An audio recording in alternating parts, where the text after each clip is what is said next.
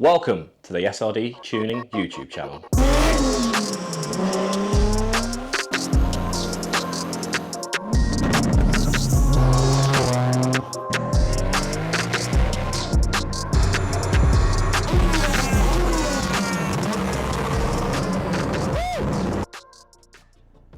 This is Louis' Supra and it has not turned a wheel in 10 years. It sat idle, didn't start, didn't run, and what we've done is we have brought it back to life and it is better than ever. Let's hit it, let's go, let's go!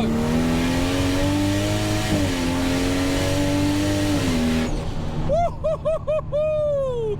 This car is so much fun! So, building this Supra, what did we do? Well, first of all, we had to take all the fuel system apart, take the hanger apart, because it had all corroded. There was actually no fuel pump left in this car. It had totally eaten with the old fuel. Next thing we'd done was we'd done a complete engine health check. So it's had pretty much everything done to bring it back to life after 10 years. Cam belt, water pump, all the normal things, oil changes as well. And how have we made this car better? So not only is it now on drive-by-wire, it's also on a new Cyvex ECU, and the most important thing is now an 8 HP gearbox. So we have got an 8-speed gearbox in this car with CAN TCU, and it drives amazing. So super smooth, super fast gear changes, and it's awesome to drive. With now its 8 HP gearbox, we have an A90 Supra center shifter. So that looks really cool. And it's also got one of our SRD column mounted paddle kits, Cyvex mini dash, and it's got now all its new dash panels. So like brand new, and a LED works heater control mod and dials. So as you can see here, lights up in the white and red and amber. So it makes it a bit more modern inside the car when you're driving. But yeah, what an awesome car this is. So underneath Louis' car at the moment, this is the 8 HP going in. Bailey, how's it been? What's been the problems? How are these kits to fit? Is there any issues with fitting them in the Supra? Come on. They're pretty nice boxes to fit, to be fair. There's no difficulties. The only thing you really have to do is shave a few bits off the box that actually goes into the tunnel. Is that just for a bit of extra clearance? Yeah. We just don't want them knocking when the mounts on the gearbox here. We don't want, you know, the engine vibrating and then touching on the tunnel up here on the left and right. So the kit pretty much comes complete with everything that you need to fit it. So what's this? Why is this sump off at the moment? Sorry, 1 second. Yeah, I think he's fingering something there. Ah, cheeky boy! Yeah. He's got a couple of bolts that got to go up into the torque converter, and they're a little, it's quite tight here, and you've got to kind of come through here to get the bolts. So yeah, going back to the sump, why is the sump off of it? Right, yeah, so we take the sump off and replace it with a new one because of the older one in this one and the filter and stuff. Yeah, so that's right. So basically, this sump and the oil filter for the gearbox is all one piece. You can't separate it. It's not like a traditional auto box where the pan is one part and the filter's the other part. We've got Sean over there hoovering the workshop because we want a nice clean workshop. So he's doing he's our maid for this morning. Don't tell him I said that. What else? So what else we've got left to do on Louis' gearbox? So we've got to put the sump back on. Bailey's doing torque converter, prop shaft back on it, which is a stock prop shaft. It fits, and there's an adapter plate that goes on the back of the gearbox. Wiring loom as well, that needs to be fed from around here and into the car with its CAN TCU. And that's pretty much about it. To fill the 8 HP, you have to obviously have all the sump on it and then fill it on the fill port up here until it comes out without the engine running. And then you have to fire the engine up, put it through the gears, and then keep filling it as the engine's running until it drips 1 times per second.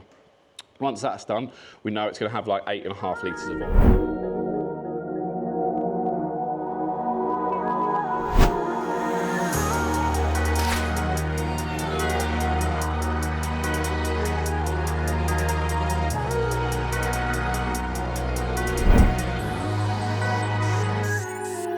So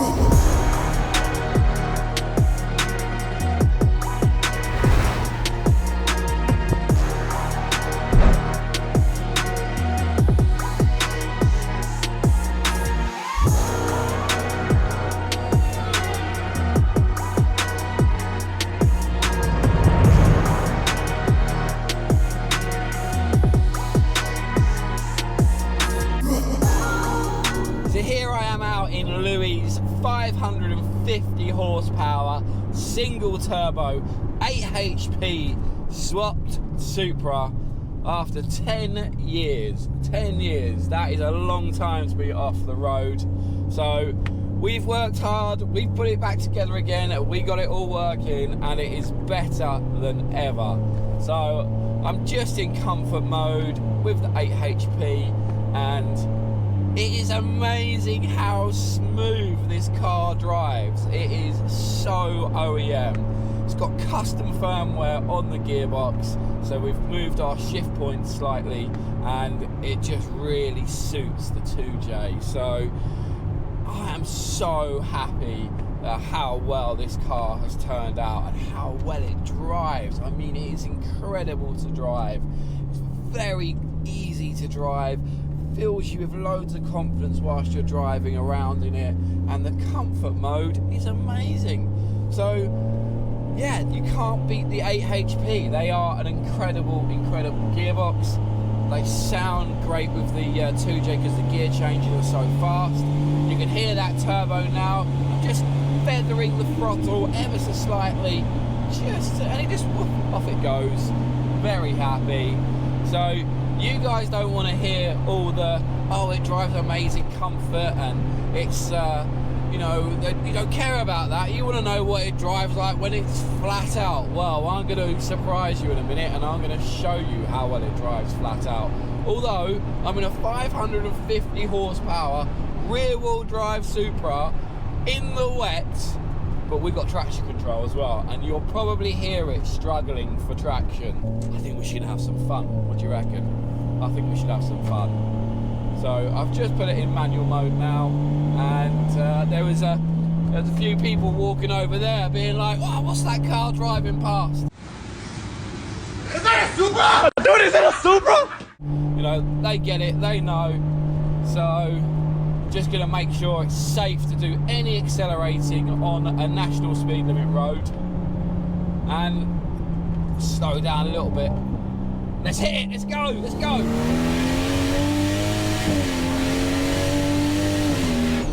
Woo-hoo-hoo-hoo-hoo! This car is so much fun. I mean, this is on the lowest boost setting at the moment, and it's already kind of touch and go in the wet. I don't want to turn it up, but I might just turn it up a little bit.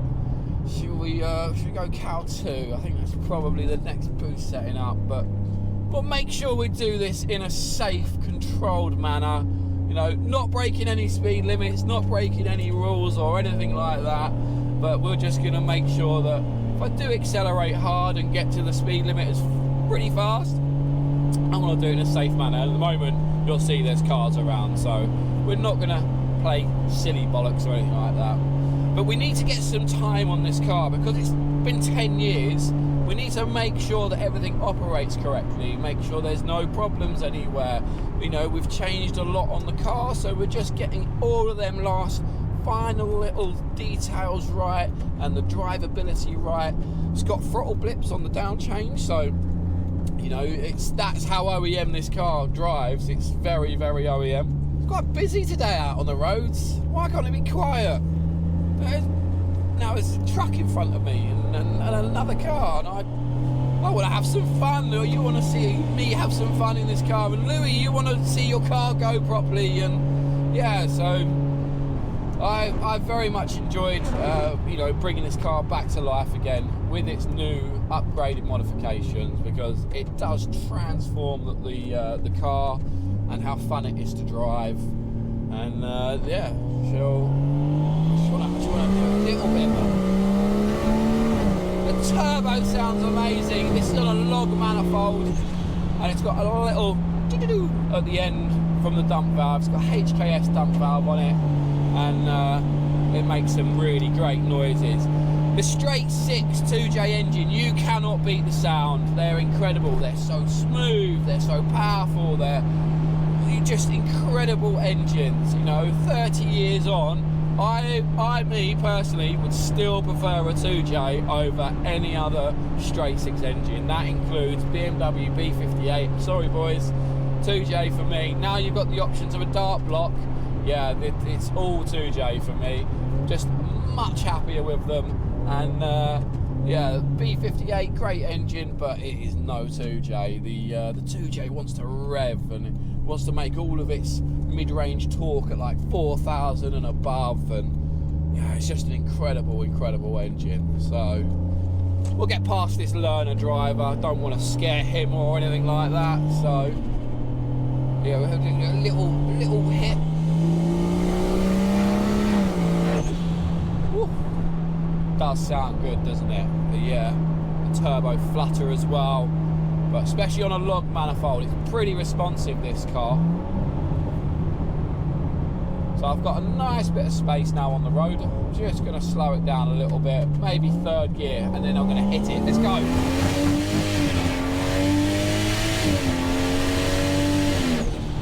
You can hear it there. It is fighting for traction. So just taking it easy. 550 horsepower in the wet, and traction control is doing its job. It is only giving me the amount of power that is available with the grip that you've got, and that is what keeps you safe. Now I could turn it off and it will spin through all the gears, but I don't fancy doing that. So I'm going to keep TC on, and again, should we just do another little hit? Should we go for it? Ready? Let's go. Woohoo! Yes! Woo! That is fast. That is fast, but that is pretty much it for me. I'm not going to push my luck anymore. So, Louis, thank you for trusting us to bring this car back to life again. I know you're going to have a lot of fun in it, and it's going to be used a lot more. So, yeah, thanks for bringing it to us. Thanks for trusting us to bring it back together and making it the car it should be. And, you know, we want you to enjoy this car because it's here to be enjoyed now. It is working, it fires up on the button, it's silky smooth to drive, and for you, I want this car to be a good memory and not to, you know, remember it from sitting on the driveway for 10 years. So yeah, let's hope you have a great drive home in it. And this is all we're doing now, is we actually are testing the car. It's been tested on the dyno, but we need to test it out in the real world, make sure there is no problems, make sure it drives right, and make sure it's safe as well. So we've gone through it with a fine-tooth comb, and the end result is it is a perfect Supra to enjoy, to feel relaxed in when you're driving, and when you go for it, to be a weapon. And 550 horsepower in the wet, you don't need any more than that on a rear-wheel drive car. That's enough. That is enough. Even with the brand new tyres, it is still wanting to kill you. So traction control doing its job. You heard it back there, and it's working just how it should do. So saving me, saving you, and making sure that the car returns home in one piece. So I'm back from my drive out in Louis' car. I've had fun. I hope you've all had fun. So after the whole restoration and bringing it all back to life again, it's done and it's finished. The last thing to do is give it a wash and a clean and a valet and present it back to Louis so he can enjoy it in the future. So I hope you like this video. If there is anything else you'd like to see, just put down on the comments. If you'd like any advice with that AHP stuff, again, put them down in the comments below. And if you could subscribe, that would be amazing. I'm trying to get my watch hours up. I need to try and do 4,000 hours. It is really, really hard to get 4,000 hours watch time on YouTube. And I'm not great at making videos, but I'm doing it. I'm putting content out there for people to enjoy and to show people what we're about. We don't normally go out on the cars, but you know, Louis asked us to do a video for him. And what we've got behind me here is 3 2Js ready to go together. So 2025 has kicked off with a great engine building program. We've got a 1800 horsepower dart block 2J going together. We've got a couple of 1000 horsepower 2J engines going together as well. So guys, that's it from me, and I hopefully you subscribe, and I'll see you on the next one. So peace out.